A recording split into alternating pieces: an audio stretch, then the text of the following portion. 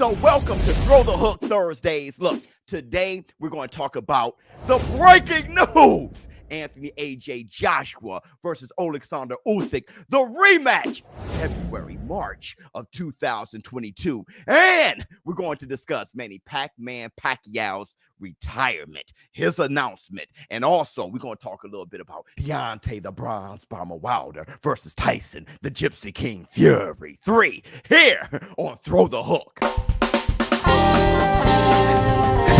Yes, let's go. Throw the hook with the best of them. King Kong beat your chest, should have slept on you. What's next? The check drip dip, run the neck, check hook by the bugfish hook off the deck.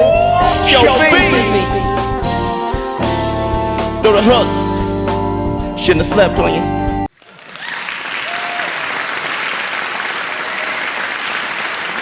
What's up, people? This is ShowBizz. All right, man, look, let's throw the hook. So, Eddie Hearn, and talking about Anthony AJ Joshua versus Alexander Usyk's rematch. He has a date. He has got a chance in February or March of next year to become the unified world heavyweight champion. Hit the Tyson bell. Eddie Hearn, he's like, look, an immediate rematch against Alexander Usyk. Now, I know many of you asked me about this before, and you guys know where I stand, okay? And it's the same. I want undisputed lineal heavyweight champion, the baddest man on the planet, more than anything. I want to get to that as soon as possible. But Eddie Hearn, he doesn't believe in the step aside. See, I would rather Anthony AJ Joshua step aside, have a few fights, but that's not Eddie Hearn, and that's not AJ.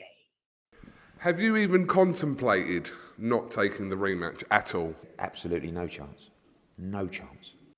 And look, inquiring minds want to know, Eddie Hearn, you don't want Anthony AJ Joshua to step aside, but is that how you felt about Deontay the Bronze Bomber Wilder when you had your opportunity for undisputed AJ versus Tyson Fury? Is that how you felt about Wilder? And Wilder's take that step aside money when you get Joshua or Fury. He won't take step aside money. And if he took step aside money, it's almost like Joshua would never take step aside money when the rematch with Andy Ruiz was there. Shut up! It is! Hit the Tyson bell. Eddie Hearn has been extremely consistent, even when it comes to their nemesis, their rival, Deontay Wilder. He didn't even believe Deontay Wilder was going to step aside, or if he should step aside. Look, Eddie Hearn does not believe in step aside at all. Hell, I'm not even sure if he understands the language. Did Dillian White take step aside money from Deontay Wilder? Yeah, he's mandatory WBC. What are you talking about? What? What you talking about, Willis? What you talking about, Willis? It's a Tyson bell. Look, this man, not only does he not believe in step aside, he doesn't even speak the language. He doesn't even know what step aside means. So Eddie Hearn, that's what he does. He does not believe in stepping aside. He can't even identify what stepping aside means. So yeah, Anthony AJ Joshua versus Alexander Usyk, their rematch February or March of 2022. And that's what Anthony AJ Joshua wants to do. Listen, I told you guys, well, just like another great UK fighter and Lennox Lewis, probably the greatest UK fighter of all time, right? Lennox Lewis, he had 2 losses, but all of his losses were avenged. Anthony AJ Joshua has the opportunity now to do that. He lost against Andy Ruiz, now avenge that. He lost against Alexander Usyk. Will he be able to avenge that? Well, that's what the great ones do. They try, and they try again. Now, Eddie Hearn did say that there was no money in the Ukraine. He said that he believes that the fight's going to be in the UK again. Well, you know, I really don't believe in all that, but the distance between the UK and the Ukraine isn't that much. The fans can go ahead and travel over or what have you. What is it? You guys let me know. It's like a 3-hour flight or something like that. It's not really that long, 3.5-hour flight, or maybe they can meet in the middle in Germany. Either way, we're talking about the rematch, March, February 2022. It looked like it's going to be on, and that seems like enough time for Anthony AJ Joshua to make his adjustments. Let's see if he's victorious and avenge his 2 losses the way the great Lennox Lewis did. Now, just earlier this week, the great Manny Pacquiao announced his retirement. Today, I am announcing my retirement. That was so sad. Anybody who loved Manny Pacquiao, I know there wasn't a dry eye in the house, okay? But Manny Pacquiao, a great legend, leaving right on time, really. He put up a good fight against Usyk, but he just wasn't what he used to be. Not quite. He just got over the hill, and, you know, that's about it. Plus, you know that he's running for president out there in the Philippines. But I'm going to say this about Manny Pacquiao's greatness.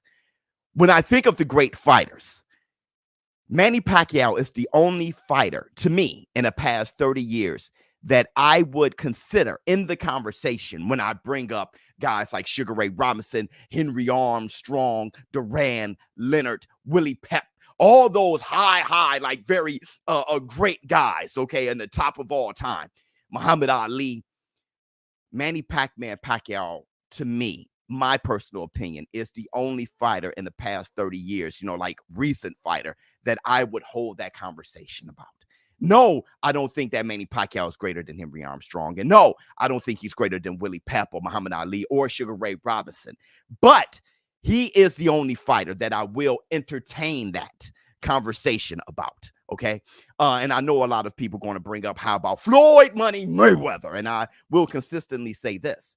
I don't think Manny Pacquiao would be able to beat Floyd Mayweather. If they fought 10 times, I would put my money on Floyd Mayweather to beat Manny Pacquiao 10 out of those 10 times. I would, though I don't think Floyd Mayweather would beat him 10 out of 10 times. I will put my money on it. Floyd Mayweather, to me, is just a better boxer than Manny Pacquiao. But that's not the conversation. And I'm going to continue and consistently say this. Better fighter, to me, Floyd Mayweather. Better career, to me, Manny Pacquiao.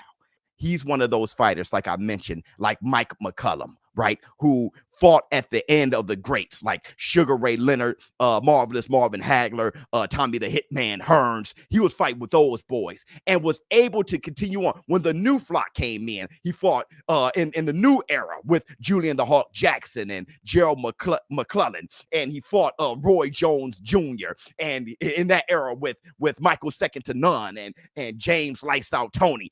That's what Manny Pacquiao did, fighting in the era of, you know, the end of Oscar De La Hoya, Sugar Shane Mosley, and Floyd Money Mayweather, and all those boys, Cotto, and those welterweights, and to the new welterweights, where you had Sean Porter and Danny Swift Garcia, Keith One Time Thurman, and Ugas, and Elder True Spence, and he fought he fought Adrian Broner, okay? He made that transition, and not too many fighters were able to do that, and be on top, right? This guy was a champion in 4 different decades. Manny Pacquiao, a great legend. Thanks for everything you've done for us boxing fans. You will never be forgotten. You will always be praised. Manny Pacquiao retiring. What a huge impact you had on the sport. Now, let's talk this fight. Deontay the Bronze Bomber Wilder versus Tyson the Gypsy King Fury 3. Deontay Wilder, he looks extremely focused. We're not hearing much from Tyson Gypsy King Fury's camp, but that's when you know he's focused. He's a bit different. He goes into hiding. Think about with Klitschko, right? You heard him, you know, making fun, making jokes, but you didn't really know exactly what he was on as far as his game plan. The second fight with Deontay Wilder, he said a few things, but you did not know exactly how he was looking in training camp. And once again, we have no idea exactly how he's looking in training camp.